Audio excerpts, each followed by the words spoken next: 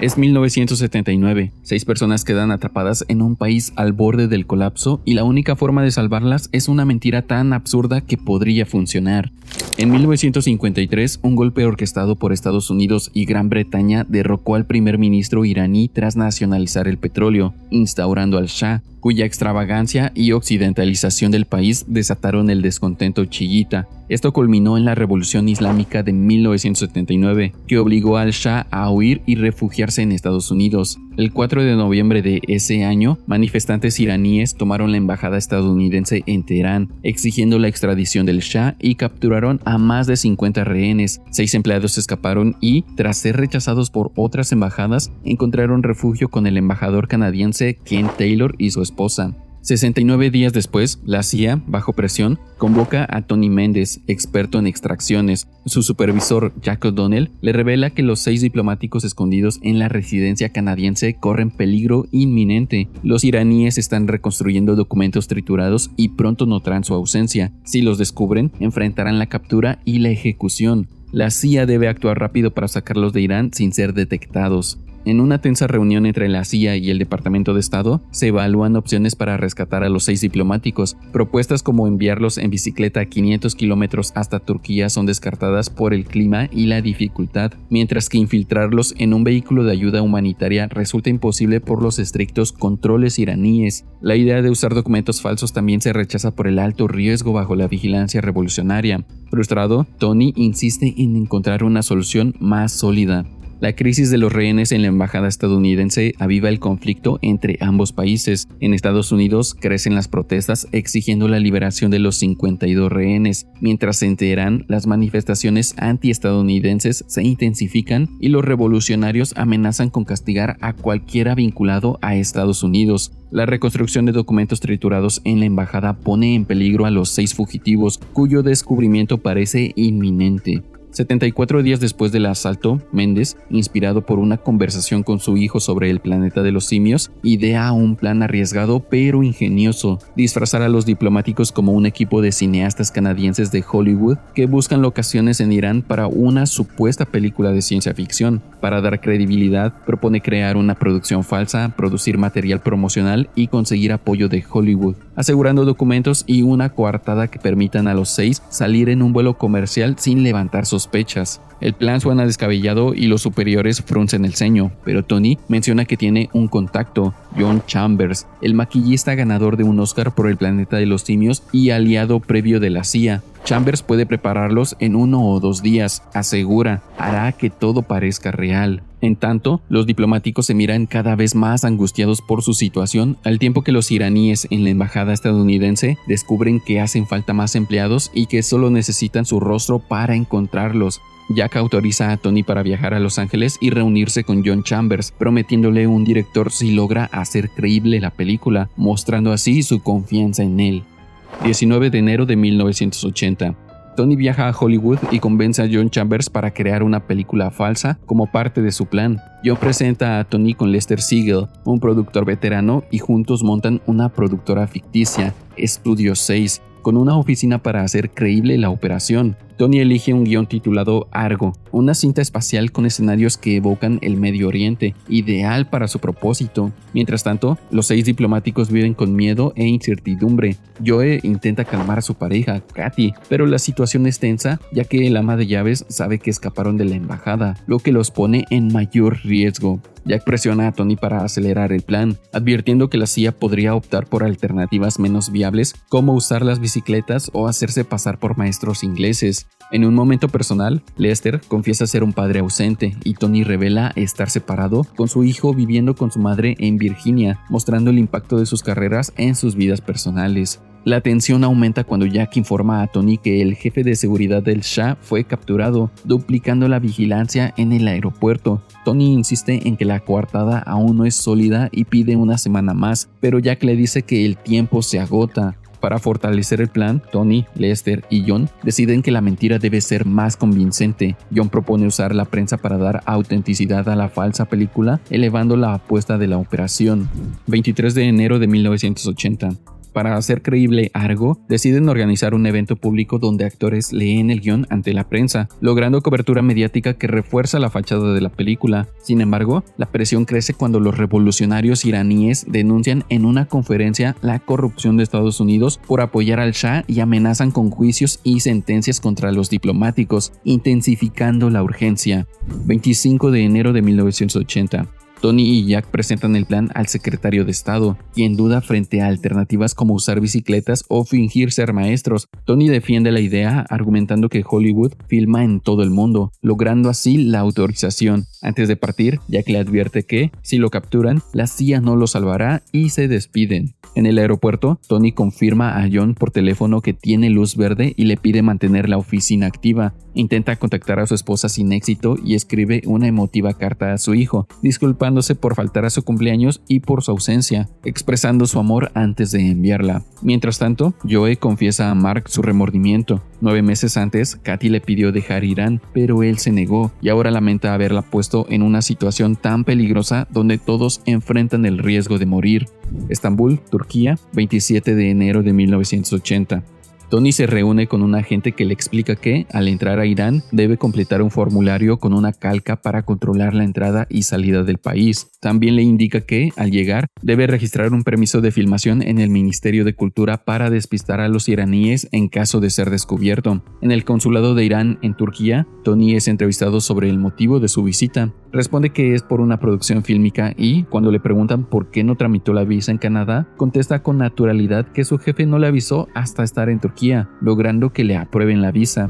Jack se entera de que The Times y AP saben de los 6 diplomáticos escondidos con los canadienses, y aunque han hablado con los editores, urge sacar a los diplomáticos antes de que la noticia se publique. Tony llega a Teherán como Kevin Harkins, productor canadiense de Studio 6, pasa por inmigración y un oficial iraní revisa su pasaporte quedándose con el formulario de entrada.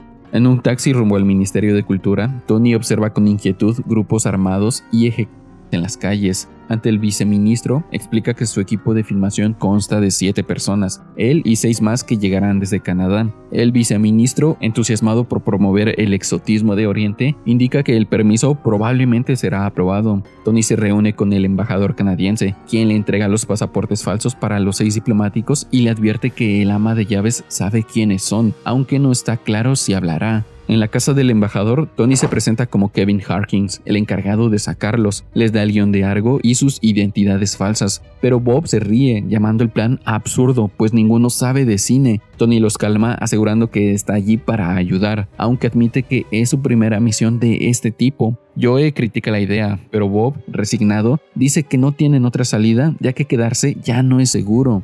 Tony insiste a los diplomáticos que el plan funcionará si se comprometen con sus identidades falsas, urgiéndoles memorizar cada detalle. Les dice que regresará por la mañana y se retira, mientras los revolucionarios descubren lo de la supuesta filmación. En su hotel, Tony recibe una carta del ministro de Cultura aprobando la búsqueda de locaciones y anunciando que un representante los encontrará en el Gran Bazar. Usando un comunicador oculto en una cámara, Tony habla con Jack, quien teme que los hayan descubierto. Tony lo tranquiliza, señalando que las autoridades cooperan porque creen que son canadienses. Por la mañana, Tony reúne al grupo y les informa que visitarán el Gran Bazar para preparar su salida del aeropuerto al día siguiente. Joe y Katy se niegan a ir, lo que enfurece a Bob, quien argumenta que deben ser 7 para no levantar sospechas y que no tienen alternativa. Tony pide confianza, pero Joe y Katy se apartan para discutir. Paralelamente, niños obreros avanzan en reconstruir las fotos de los diplomáticos. Tony consigue un vehículo y regresa a la casa. Intenta convencer a Joe y, ante su resistencia, revela su verdadera identidad.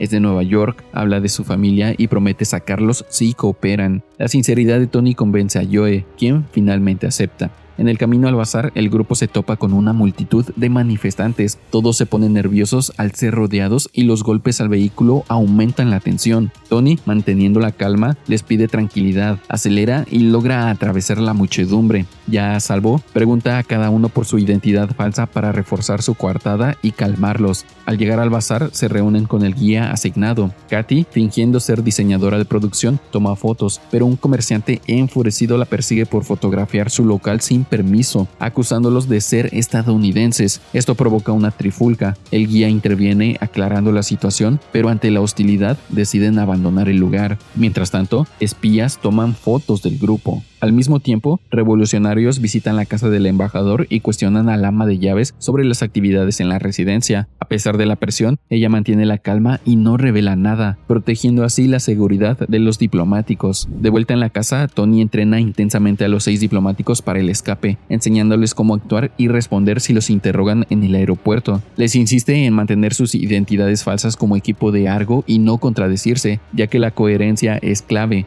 La duda y el miedo crecen entre ellos, con la hora crítica acercándose. Mientras preparan el plan, la presión internacional y la falta de avances en la crisis de los rehenes tensan al gobierno de Estados Unidos, ya que informa a Tony que la misión ha sido cancelada a favor de un rescate militar, por temor a que el fracaso de un plan con una película falsa resulte en ejecución y una humillación nacional. Impactado, Tony oculta su preocupación y le dice a Cora que están listos, sugiriendo al grupo relajarse. Siguiendo su consejo, los diplomáticos comparten unas botellas de licor. Ken, enterado de la cancelación, le revela a Tony que le ordenaron destruir los pasaportes falsos y le aconseja no decirles nada a los demás y solo no regresar por ellos. Intentando consolarlo, Ken añade que era una misión imposible y que Tony llegó más lejos que nadie. En su hotel, Tony ahoga su frustración en alcohol, debatiendo qué hacer ante el peligro que aún acecha a los diplomáticos. En California, John recibe la orden de cerrar la oficina de Argo tras la cancelación del plan, pero Lester, sin prisas, sugiere ir por un trago. En la casa del embajador, los diplomáticos están inquietos por la demora de Tony. Tras una noche de reflexión, Tony llama a Jack desde el hotel, decidido a seguir con el plan. Jack actúa rápido, pero descubre que los 7 boletos en Teherán están bloqueados y solo el presidente Carter puede autorizarlos. Tony llega finalmente a la casa para recoger a los diplomáticos y ejecutar el escape. Ken y su esposa se despiden, destruyendo cualquier evidencia comprometedora antes de partir. En el auto, Tony les recuerda mantener la calma y ceñirse a sus identidades falsas. Les advierte que podrían preguntarles por una copia blanca inexistente y que deben aferrarse a la idea de que los oficiales la perdieron. En Washington, Jack presiona a los funcionarios para que revaliden los boletos, advirtiendo que, de no hacerlo, Tony y los diplomáticos serán capturados. En el aeropuerto de Teherán, Tony y el grupo llegan al mostrador, pero la empleada no encuentra sus reservas a Zurich, generando un momento de extrema tensión. Tony insiste en que revise de nuevo, mientras Jack, desde Washington, lucha contra el reloj para reactivar los boletos. Tras segundos de ausencia, las reservas aparecen y Jack ordena contactar a Los Ángeles, donde la oficina de Argo ya había recibido instrucciones de cerrar. Paralelamente, los revolucionarios iraníes reconstruyen la foto de Mark y al compararla con una tomada en el bazar, descubren que son estadounidenses prófugos.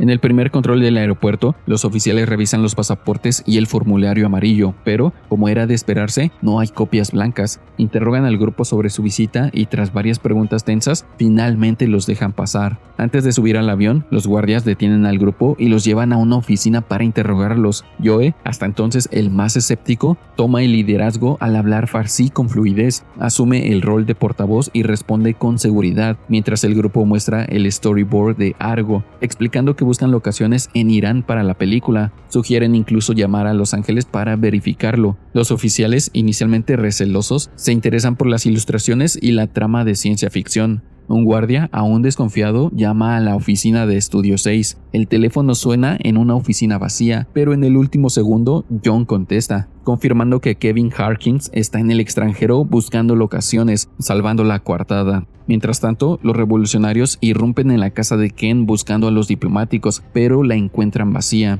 En el aeropuerto se anuncia el cierre del abordaje a Zurich. El oficial, finalmente convencido, libera al grupo, que corre y logra subir al transporte hacia el avión. Al mismo tiempo, los revolucionarios descubren el intento de fuga y alertan al aeropuerto. Los guardias ordenan abrir las puertas, iniciando una persecución desesperada. El grupo aborda el avión, pero la tensión persiste, observando nerviosos por las ventanas mientras los oficiales intentan detenerlos irrumpiendo en la pista. El avión recibe autorización para despegar y, en una persecución dramática, logra alzar el vuelo justo a tiempo, dejando atrás a los oficiales. En el aire, el silencio reina hasta que la azafata anuncia que ya pueden ordenar alcohol, pues han salido del espacio aéreo iraní, permitiendo al grupo relajarse con suspiros, sonrisas y lágrimas de alivio. Tony, exhausto pero satisfecho, descansa en su asiento. Joe, agradecido, le estrecha la mano. La noticia de su éxito llega a Estados Unidos, donde todos celebran con entusiasmo. Los medios anuncian que Canadá rescató a 6 diplomáticos estadounidenses de Irán y Estados Unidos permite esto para evitar conflictos con Irán y proteger operaciones de inteligencia. El primer ministro canadiense y el embajador Ken Taylor son aclamados como héroes, mientras los diplomáticos son recibidos con entusiasmo. En la CIA, Jack y otros agentes saben que su trabajo fue clave, pero deben guardar silencio. Tony, de regreso en la CIA, no recibe reconocimiento público debido al carácter clasificado de la misión. Aunque se le otorga la medalla de inteligencia, debe devolverla por el secreto. Sin embargo, Tony está conforme por haber salvado a los diplomáticos y regresa a casa, donde se reúne emotivamente con su esposa e hijo. La crisis de los rehenes en Irán terminó el 20 de enero de 1981, cuando los rehenes restantes fueron liberados. Pasaron 444 días en cautiverio. El artista John Chambers fue galardonado con la medalla de inteligencia de la CIA, el más alto honor civil. John y Tony siguieron siendo amigos hasta la muerte de Chambers en 2001. Tony Méndez recibió de vuelta su medalla de inteligencia en 1997, cuando la operación Argo fue desclasificada por el presidente Clinton.